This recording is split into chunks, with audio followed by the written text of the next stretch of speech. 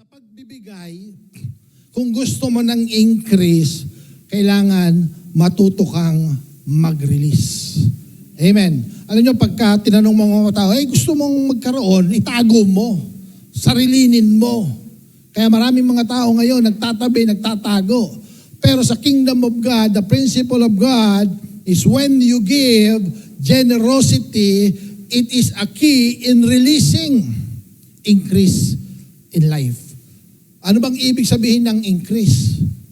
Pataas ng pataas. Padami ng padami. Palaki ng palaki. Amen. Dapat ganun po ang ating mga buhay. No? Huwag tayong masanay. Sino rito, minsan pag tinanong, kumusta na? Eto, maraming problema. Pero sanay na ako. Nasanay sa kahirapan. Ang kahirapan hindi sinasanay. Ang kahirapan ino-overcome. And God has already overcome poverty. Amen. Ang sabi ng Bible, our Lord Jesus Christ became poor so that we will become what? Rich. Kaya ikaw, sabi mo sa katabi, pagyayamanin ka talaga ni Lord. Kaya lang, may susi. Alam nyo, minsan ang dami-dami natin pinapakinggan. Sino rito ang dami mong pinapakinggan? Makikinig ka doon sa mga napapanood mo sa TV, makikinig ka doon sa kapitbahay mo. Binigay na ng Panginoon ang principle, nandito na. Babasahin na lang natin sa Word of God. Amen. Hindi lang natin babasahin, aaralin natin, at we will act upon by faith do sa ating mga naririnig, sa ating mga napapakinggan. Ang problema, pag hindi mo kayang i-activate yung faith mo. Kaya ngayong umagang hapong ito, I pray na yung ating pag-uusapan will be a way for us. No, talagang i-activate natin ang faith natin. No, kami po ni Pastora, we want to activate our faith. Sabi ni Pastora, increase natin yung ganito natin pagdating sa area ng giving. Sabi ko, sige, why not? Coconut, makunat. Mahirap pagka hindi ka nag-activate ng faith. Amen. Uunahin mo yung pag-step of faith. Nag-uusap nga kami kanina, sabi ko, kung meron lang akong ganito, ang dami kong gustong gawin. Pero sabi ko, si Lord ang magpapala. Minsan banggit mo lang yun kay Lord, pag tinutuon ni Lord yun. Sabi ko kay Pastor, paano pag tinutuon? Re-release mo. Oo naman. Dapat ganun tayo. Amen. Sino rito pag pinagpala ka ni Lord, kaya mong mag-release? Sabi ng Lord, papagpapalain kita. Ikaw, kaya mo bang ibigay yung tithes mo? Laki. Amen. Yan ang generosity. Tingnan nyo. Magkano ang tithes ng 1,000? 100. Mahirap i-release, madali. Dali lang release 100. Release mo 100. Amen. 10,000, magkano ang tithes? 1,000. Medyo may na yan, kurot na ng konti. Amen. Sino rito pagka nag-release ka ng 1,000, medyo may kurot? Pero kay Lord. Pag pinagpala ka ng Lord ng 100,000, magkano na ang tithes niyan? Ma-release mo pa kaya? Ako, sinishare ko sa inyo to kasi kami ni Pastora, naranasan namin yan. Maliit pang dumarating. Naging faithful kami. Pinagpala kami ng Panginoon ng 20,000, 30,000, 50,000, 100,000. Oops. Bigay pa rin kay Lord. 150,000.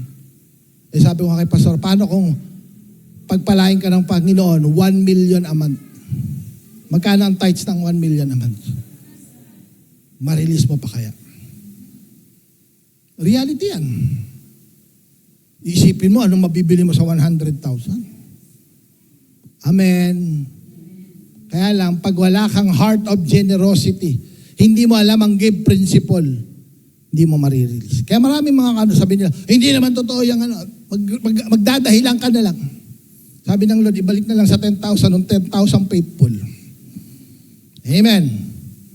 O sino rito, kaya mong sabihin kay Lord, idaan mo sa buhay ko, i-release ko. Amen. Kaya ka bang pagpalain ng Lord ng 1,000,000? Nako. Kaya, sige, para medyo realist. Kaya ka bang pagpalain ng Lord ng 100,000? 300,000. Alam nyo, kami po, galing kami nung isang araw ni Pastora. Doon po sa isang kaibigan naming pastor.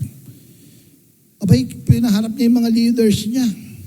Nagte-testimony ng pagpapala ng Panginoon, dating empleyado, kumikita ng 30,000. Sabi ko, laki na rin ah.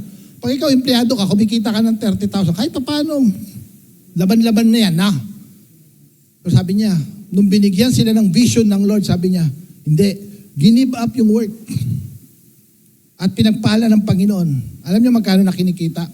Tanongin niyo ako magkano na, pastor. Kumikita 300,000 a month. Alam niyo kailang taon? 26 years old. Kasama ko po si Daniel, si pastor. 26 years old, kumikita na ng 300,000. Yung isa naman, nagta-testimony, tumayo din doon. Ikaw, magkano ang ano mo? Ay, ako po, kumikita 500,000. Pinagpe-pray nila ngayon, leap of faith, sabi na, we're praying 1 million a month blessing. May pinapatayo po silang malaking church building.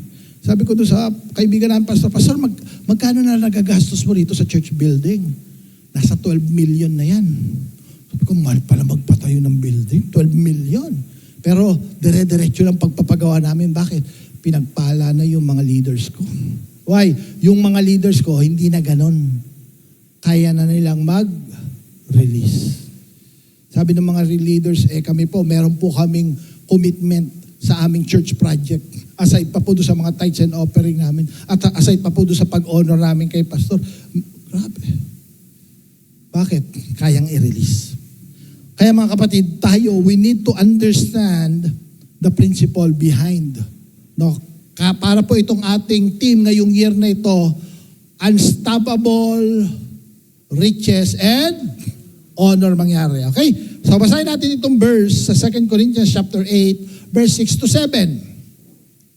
Sabi po rito, so, we urge Titus, since he had earlier made a beginning. So, bibigyan ko ng background. Remember, kung nandito po kayo last Sunday, pinag-uusapan natin about the Macedonian. Amen.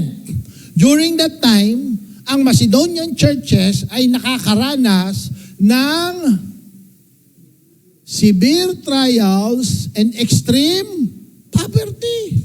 Na pag iniisip mo, ay wag na nating hingan yan. Bakit? Kapos din sa buhay.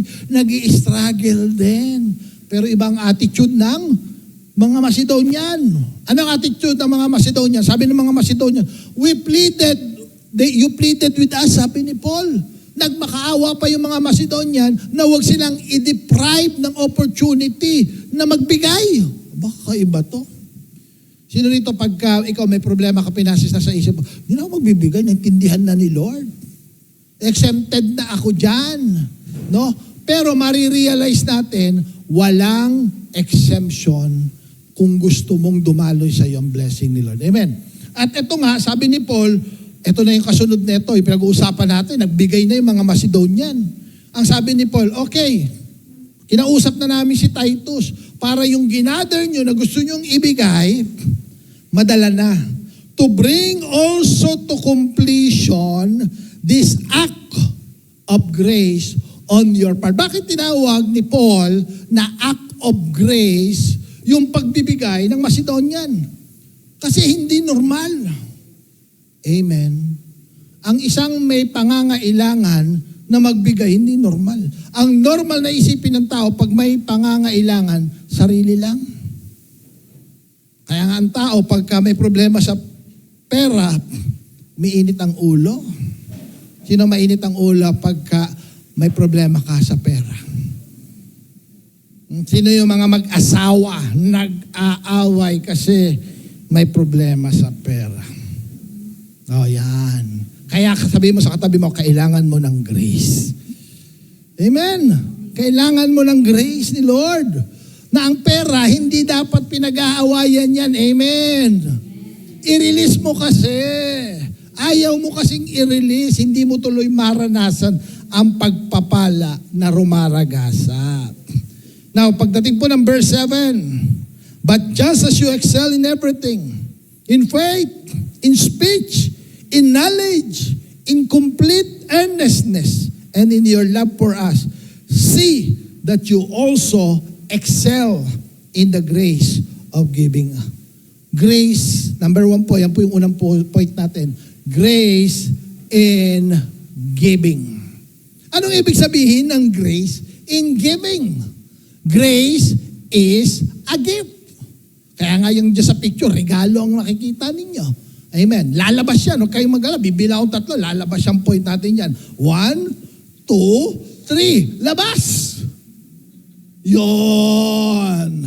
Hallelujah. Nakakatulog yata yung pendaughters natin yan. Okay, so, makita nyo, grace in giving, kailangan natin biyaya sa pagbibigay. Kasi ang natural tendency natin, isipin sarili natin. Amen. Sabi rito, to bring also to completion this act of grace in you. Sa ating part, kailangan natin ng grace. Pag ang grace nasa buhay mo, magpo-flow ang pagbibigay mo. Una, number 1, grace produces giving. Ang grace ng Panginoon, pag nararanasan mo sa buhay yang kapatid, nagpo-produce yan na ikaw magiging giver ka. Magiging mapagbigay ka. You do not give to earn God's favor. Listen to this. Hindi ka nagbibigay para makuha mo ang favor ng Lord. Bilang anak ni Lord, you are giving because you are already have God's favor. Amen. Anak ka ni Lord eh. Sino ito ang anak mo may favor sa'yo? Amen? Ano ba, may mga batang nagugutom. Nakita mo yung anak mo rin gutom. Sino ang una mong bibigyan ng favor? Yung hindi mo anak o yung anak mo? Siyempre, anak mo. May favor yan. Ganon din sa atin, mga kapatid. Hindi tayo nagbibigay kay Lord para, Lord, favor. Hindi. Kaya ka nagbibigay kasi si Lord may favor na sa'yo. Favored ka na ni Lord. Amen. Blessed ka na. Sabi mo nga sa katabi mo, blessed ka na. Blessed ka na. Hindi ka nagbibigay para pagpalain ka. Pinagpala ka na ng Lord. Ina-activate mo na lang yung iyong pagbibigay. Faithful giving does not begin with abundance. It begins with grace. Ito po yung dapat natin matutunang lahat. Na ang tunay na katapatan sa pagbibigay, hindi nagsisimula pag marami ka ng resources. Nagsisimula yan pagka ang grace ng Diyos dumadaloy na sa buhay mo. Poor widow nga 2 coins lang ang meron siya. Yun na lang ang meron siya. Pero na-release niya. Sa mata ng ibang tao, yung 2 coins na yon maliit. Pero sa mata ng Diyos, dahil sa biyaya ng Diyos, kahit maliit yun, sabi ni Lord, yan na lang isang pera, yan na lang ang pera ng babae na yan. Pero ibinigay niya sa akin, binigay niya sa Diyos. Abay, malupit ang pagpapala ng babaeng ito. Amen. Number 2, gratitude fuels giving. Ang gasolinang nagpapaapoy sa pagbibigay ng isang tao, pag ikaw natuto kang maging grateful. Pag may gratitude ka na. When you understand what God has given you, generosity becomes a response. Sino rito, marami ka nang natanggap sa Lord? Amen. Nakatanggap ka ng kapatawaran sa kasalanan, nakatanggap ka ng kaligtasan, inayos yung pamilya natin, inayos yung mga kasalanan sa buhay natin. Yung iba sa atin may addiction, inalis ng Lord yung addiction. Yung iba sa atin walang sense of purpose sa buhay natin. Nilagyan tayo ng sense of purpose ni Lord. Ang daming inayos sa atin ni Lord. Yung iba sa atin, ang daming karga, diniliber ni Lord. Nako po. And we need to have a level of gratitude towards God. Kaya nga sabi ng Psalms chapter 116, verse 12. Ano yung sabi niya? How can I repay the Lord on all His goodness? Amen. Sino rito ako nung nabasa ko, ano Lord? Paano ko ba babayaran yung kabutihan mo sa buhay ko? Siniwala ang Diyos mabuti. Imaginin mo ang Diyos ay mabuti. Sa kabutihan ng Diyos, the goodness of God, paano natin babayaran si Lord? Amen. Minsan tayo, hindi tayo grateful. Sino rito grateful kapag may tumutulong sa'yo? Sa tao nga, pagka may tumulong sa'yo, tapos hindi ka naging grateful, sasama ang loob ng tumulong sa'yo. Ano ba naman to? Tinulungan ko na, ginanyan pa ako. Eh si Lord din. Si Lord, dapat yung mga binigay sa atin na maging grateful tayo, magpakita tayo ng gratefulness. The problem is never giving. The problem is gratitude. When gratitude grows, generosity grows. Pag lumalago po ang ating gratefulness kay Lord, yung ating pagbibigay, lumalago din yan. Amen. Kaya dapat po lagi tayong maging grateful. Ang sabi ng Proverbs chapter 3 verse 9, honor the Lord with your wealth, with the first fruits of all your crops. Sabihin nga natin yung salitang honor. You know what? Ang ano ni Lord, maging honor tayo, mag-honor tayo. Paano mo ino-honor si Lord? Alam niyo si Lord, pwede mong i-honor through your lips. Amen. Kanina nag-praise and worship tayo, nag-awitan tayo kay Lord. We honor God with our lips. Yung iba sa inyo, you honor God with your hands. Nagtaas ka ng kamay. Yung iba nagsasayaw. No, grabe yung ating worship leader kanina rito. Todo sayaw. You honor God with your body. Yung iba naglilingkod. You honor God with your service. Amen. Pero kaya dito, clarify. Doon sa Proverbs chapter 3. Very specific. Kasi pag tinanong, do you honor God? I honor God with my lips. I honor God with my hands. I honor God by my service. Ang sabi rito ng Bible, honor the Lord with your what? Wealth. Ay, very specific. Very clear. Hindi mo na mami-misunderstood si Lord. I-honor mo si Lord sa wealth na binigay niya sa'yo. Kasi lahat ng meron ka ngayon, ang mga biyayang nararanasan natin galing kay Lord. With the first fruit of all your crops. Kaya ngayon number 3, generosity glorifies God. Ang ating pagbibigay, alam nyo ba pag tayo ay nagbibigay, naluluwalhati ang Panginoon sa atin. Bakit?